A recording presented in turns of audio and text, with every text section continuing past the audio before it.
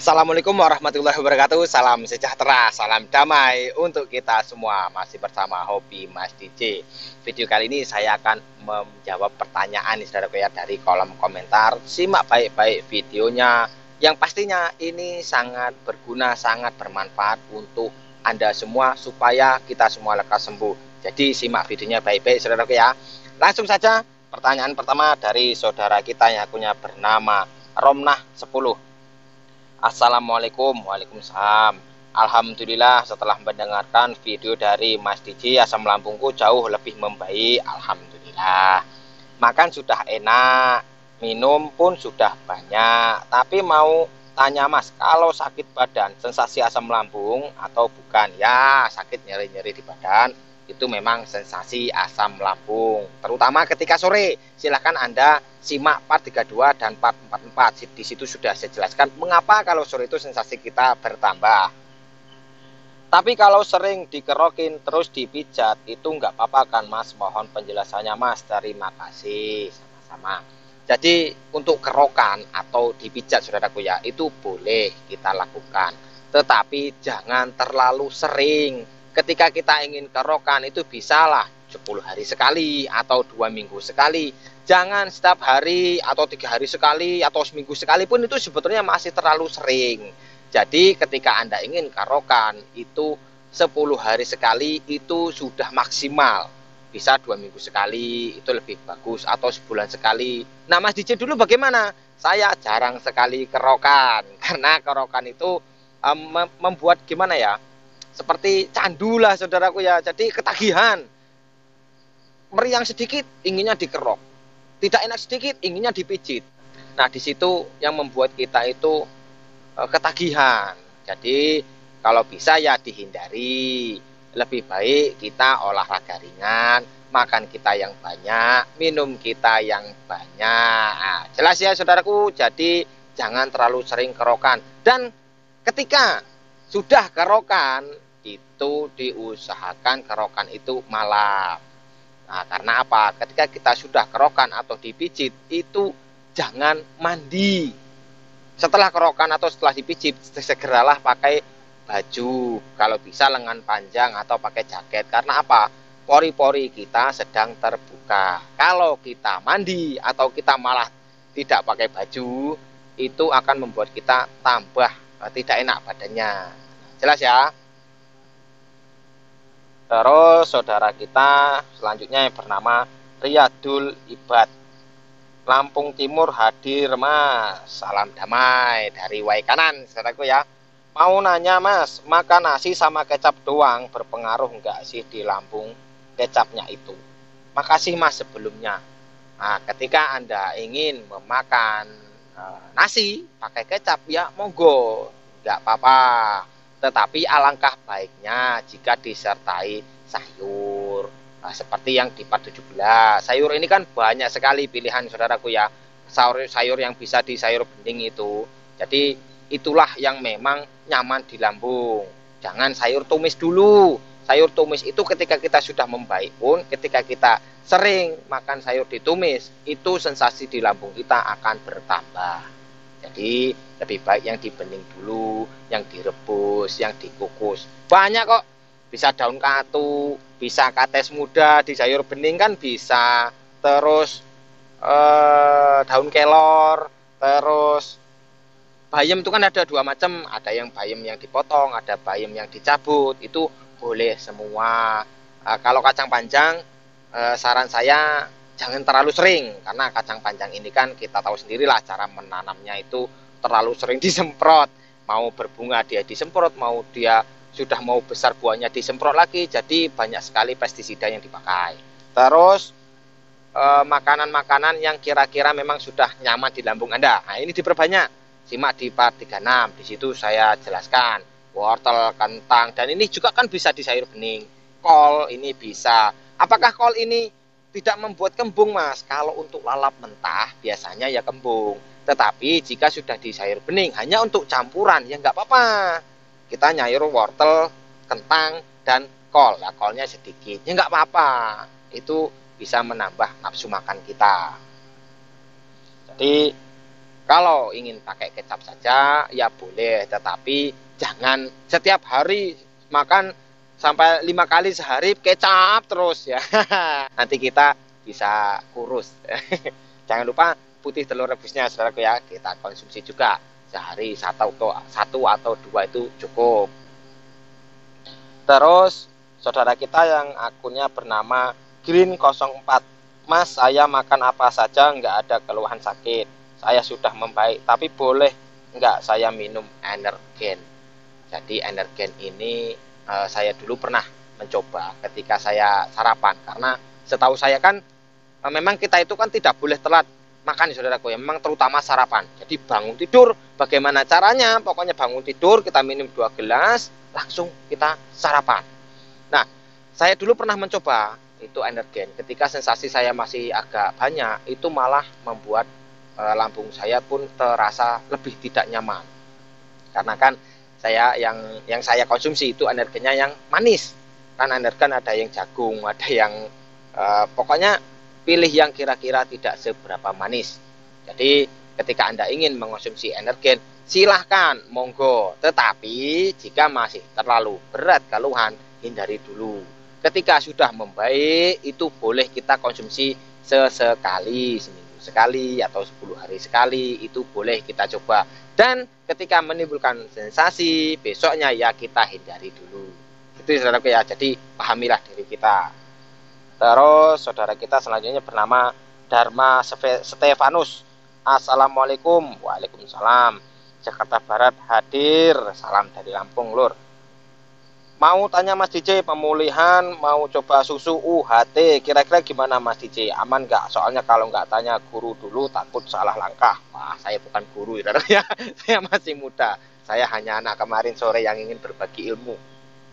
Susu UHT ini susu murni yang disterilkan dengan suhu tertentu. Jadi seperti susu beruang atau susu ultramil, contohnya seperti itu. Ketika Anda ingin mengonsumsinya, jangan kita konsumsi ketika keluhan kita masih berat, karena susu ini mengandung lemak yang agak tinggi, akan membuat lambung kita itu bereaksi. Saya dulu pernah mengonsumsi susu ini ketika sudah mulai membaik, tetapi perut saya kosong. Itu saya langsung mual, langsung saya muntah, dan itu rasanya pahit sekali. Nah, jadi untuk saudaraku, ketika ingin mengonsumsi susu ini, lebih baik ketika kita sudah memang merasa membaik dan setelah makan. Nah, baiknya lagi waktunya setelah makan, setelah jalan sore. Nah, jadi ketika kita mau jalan sore kan saya sarankan itu mau jalan sore kita makan dulu sedikit supaya ketika kita jalan sore itu tidak terasa ingin pingsan, tidak terasa sempoyongan yang terlalu. Ya karena kan kalau kita sudah makan ya apa sih membuat kita pingsan? Kita makan loh sudah, kita minum loh banyak. Ya tinggal jalan saja. Nah, setelah jalan ketika kita memang sudah membaik dan Anda istirahat, sebelum Anda minum air putih, boleh minum susu UHT, tetapi dirasakan. Nah, jangan pula merasa takut sama susu ya saudaraku. Kita minum, tidak usah kita pikirkan, cukup kita rasa-rasakan saja dulu. Oh, ada sensasi enggak? Kalau memang ada sensasi ya jangan heran. Jangan Anda cemas.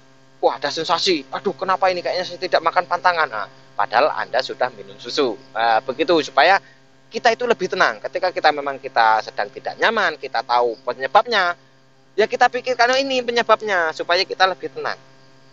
Karena kan memang kita sedang sakit, wajar lah saudaraku ya. Terus kalau misalnya susu ini sudah cocok ya monggo, bisa Anda konsumsi 3 hari sekali atau 4 hari sekali. Untuk mencobanya dulu bisa Anda konsumsinya seminggu sekali dulu, dicoba kira-kira nyaman atau tidak. Kalau tidak nyaman ditinggalkan. Saya dulu ketika pemulihan saya jarang sekali minum susu beruang, itu jarang, susu ultramilk atau susu UHT itu jarang sekali. Saya hanya memperbanyak makan apa yang sudah nyaman, yang sudah enak saya makan. Sembari saya rutinkan jalan sorenya dan saya perbanyak minum. Perbanyak minum, cara-caranya simak di part 39. Terus selanjutnya saudara kita yang bernama tentang TikTok. Mas, kenapa ya saya selalu berpikiran saya ini terkena angin duduk? Mas, tolong dijawab Mas, dan tolong solusi biar enggak mikir ke situ. Jadi ini biasanya saudara kita ini kebanyakan browsing. Jadi apa-apa yang dirasa itu memang banyak sekali, beberapa yang kita rasakan itu sinkron atau cocok dengan apa-apa yang kita baca di browsingan. Jadi tanda-tanda jantung koroner, oh di keringat dingin lah, jantung sering berdebar lah, cepat lelah, mata buram, berat badan menurun. Nah ini ketika Anda menyamakan, wah Anda nanti langsung panik. Kan sudah saya bilang tuh di part 23, pastikan dulu. Anda harus konsultasi dulu ke dokter. Kita sudah pasti penyakit kita asam lambung. Ya apa-apa yang kita rasakan ini ya efek dari asam lambung, bukan dari penyakit lain. Anda tidak perlu cemas, karena memang seperti itu rasanya. Di part 3 juga sudah saya jelaskan itu yang saya rasakan dulu. Di part 38 juga sudah, silakan Anda simak. Yang penting hindarilah dulu browsing-browsing. Ya lebih baik seperti ini nggak apa-apa. Walaupun dia cemas di browsing, tapi dia bertanya di kolom komentar, nggak apa-apa, supaya bisa menenangkan hati, menenangkan pikiran. Ketika saya bisa jawab, ya insya Allah saya jawab. Ini saudara ya. Jadi rutinkan saja saran-saran saya, dipahami part demi partnya beserta tanya jawabnya. Diklik foto saya, digeser kiri, diklik playlist, di situ sudah ada cara cepat sembuh dari asam lambung dan tanya jawab asam lambung. Silahkan Anda simak kedua playlist itu. Untuk saudara kita tentang TikTok ini, mudah-mudahan tidak cemas lagi. Selanjutnya saudara kita yang akunnya bernama Heni Merliana. Mas, saya mau bertanya, apa betul orang yang sakit asam lambung bisa jadi lumpuh? Soalnya kakak saya sebelah kiri terasa lemah dunglai. Mohon pencerahannya. Terima kasih. Nah, sebetulnya lemas ini bisa terjadi di semua anggota badan. Karena kan sudah sangat sering saya bilang, kita kan sedang sakit. Nutrisi yang kita peroleh dari makanan yang diproses di lambung ini belum maksimal. Lagi juga kita kan kebanyakan pikiran, kita selalu dibayang-bayangi, oh penyakit berat, penyakit tidak bakal sembuh, penyakit akan menimbulkan penyakit yang lain. Nah, padahal itu semua salah, itu semua tidak nyata. Simak di part 45, di situ sudah saya jelaskan. Jadi jangan menduga-duga. Ketika rasa lemas itu memang benar-benar terasa dan Anda tidak bisa ngapa-ngapain, ya hubungi dokter. Gitu loh, tidak usah bingung. Dokter juga kan sekarang gratis, kita pakai kartu BPJS bisa. Nah, itulah manfaatnya kita ini mengetahui informasi ya saudaraku, supaya kita tidak cemas, kita tahu apa yang kita lakukan. Nah, untuk saudara kita ini, kakaknya ini sebelah kiri lemas. Saya dulu pernah merasakan itu tangan sebelah kiri ketika nyeri dada masih sangat terasa. Di situ di part 23 sudah saya jelaskan. Jadi memang seperti kebas-kebas, rasa di sini ini kayak seperti ada penyumbatan, lemes, kadang-kadang gemeter, kesemutan. Nah, ini kalau kita browsing tanda-tanda mau stroke. Jadi hindari. Buktinya loh, saya alhamdulillah bisa sembuh, bisa sehat, bisa berbagi informasi kepada Anda. Gitu loh. Jadi tidak usah cemas saudaraku ya. Silahkan Anda simak part demi partnya, Anda praktekkan, sesuaikan dengan kondisi Anda masing-masing. Mudah-mudahan bermanfaat. Jika ada salah ucap, salah kata, saya mohon maaf karena saya manusia biasa dan kepada Allah saya mohon ampun. Jika ada benarnya, itu datanya dari Yang Kuasa untuk Anda. Mudah-mudahan Anda semua bisa lekas sembuh total dan video-video saya bisa menjadi jalan kesembuhan untuk Anda semua. Amin ya rabbal alamin. Akhiri, assalamualaikum warahmatullahi wabarakatuh. Salam damai.